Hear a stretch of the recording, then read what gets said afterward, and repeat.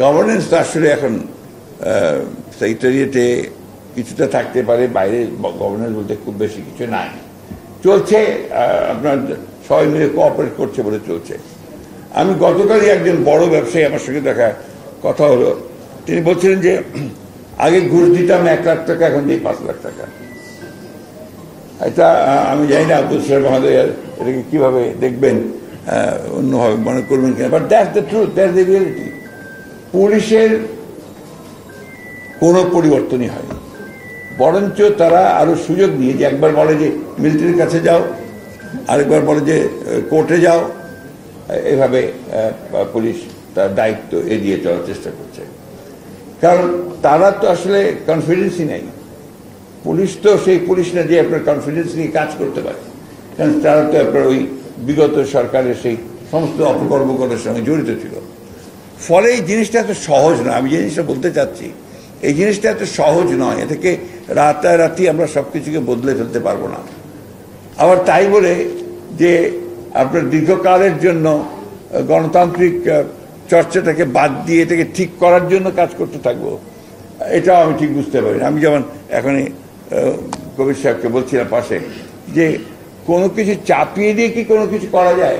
একটা প্রক্রিয়া দরকার হয়, প্রসেস দরকার হয়। গণতন্ত্রকে তার প্রক্রিয়ার মধ্যে দিয়ে চলতে দিতে হবে। ভালো মন্দ প্রথম দিকে থাকবে, আবার ঠিক হবে, আবার যাবে, আপনার উত্থান পতন ঘটবে, কিন্তু একদম বাদ দিয়ে আবার এটাকে ঠিক করতে হবে, ওটা ঠিক করতে হবে, করতে গেলে দেখবেন যে আমরা যেটা লক্ষ্য করছি সেটা ঠিক মতো কাজ করছে না। তাই আমরা রাজনৈতিক দল হিসেবে আমরা উপলব্ধি করেছিলাম আগেই, আমরা আপনার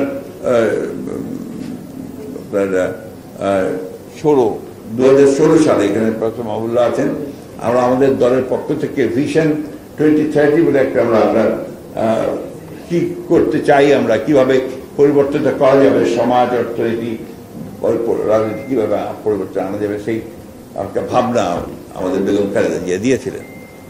পরবর্তীকালে আমরা আপনার আন্দোলন চলার সময় আমরা আবার পরিষ্কার রাষ্ট্র কাঠামো পরিবর্তনের 31 দফা একটা আমরা দিয়েছি। আমি জানি না আপনারা কতজন এটা দেখেছেন, বলা শুরু হয়েছে কিনা।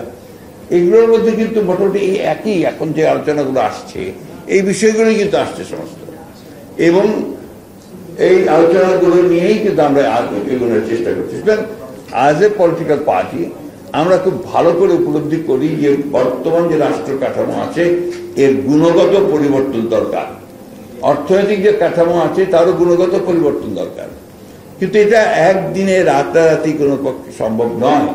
আপনার এটার একটা প্রক্রিয়া দরকার, এবং সেই প্রক্রিয়াটা হচ্ছে গণতান্ত্রিক প্রক্রিয়া। আপনাকে গণতন্ত্রকে চলতে দিতে হবে তার নিজস্ব গতিতে। এটাকে আমি এইভাবে ঠিক করবো, এটাকে এইভাবে ঠিক করবো, এটাতে গণতন্ত্র ঠিক হয় না।